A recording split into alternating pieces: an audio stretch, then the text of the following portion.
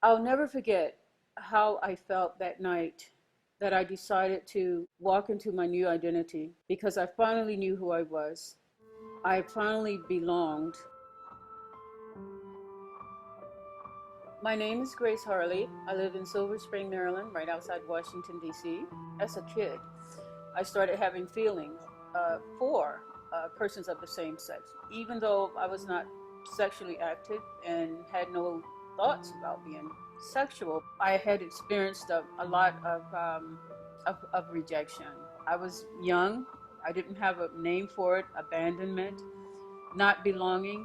Even in my family of origin, I never felt that I belonged. My mother was what you call very, very light complexion. My sister, my brother were very, very light complexion. I was always the darkie in the family. When we would be out as a family, people would see the light-skinned people with the curly hair, the good hair, and then a little black kid, me. From very, very early in my life, I've always been different physically.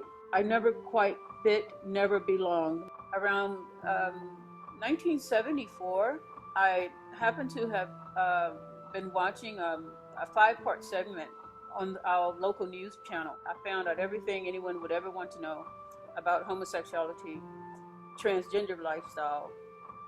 It was like the heavens opening for me because I knew nothing. I was trapped in this body that I didn't feel right in, but I didn't know there was an alternative.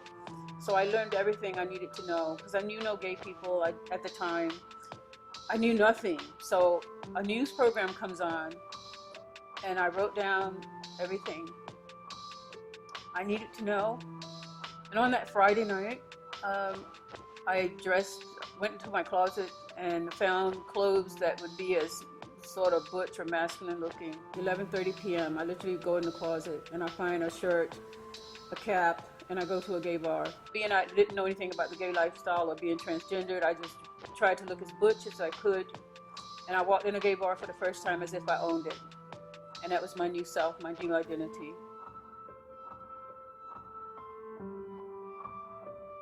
I'll never forget how I felt that night that I decided to walk into my new identity because I finally knew who I was. I finally belonged. I was accepted. I was who God had created me to be. I remember going to gay pride parades, being very involved in the gay community as far as claiming my life and being who God created me to be, so I thought. For 18 years, I was in and out of relationships. There was always someone that I was involved with right up until the time that my life changed for the better. On August 19, 1992, I took my present female lover out to dinner and discontinued a relationship with her. And from the moment I discontinued that relationship, God instantly healed my mind and changed my orientation. I did not know it. Don't think I sat there and one day I felt myself being transgender and then I felt myself not being transgender. It didn't even happen.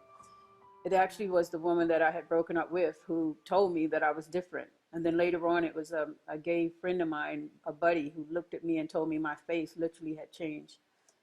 And she used a word I'd never heard, but she said, "Man, your countenance has changed."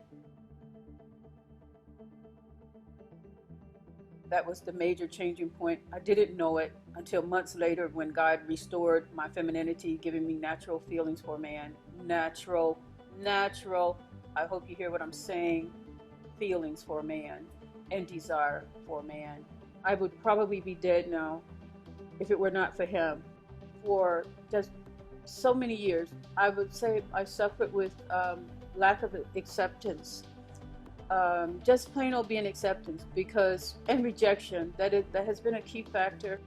And even today I struggle with a rejection because of being an ex-gay. There is an awful lot of rejection or disregard. But I'm here today simply to say, especially to those who struggle, God hears your cry and he knows your pain.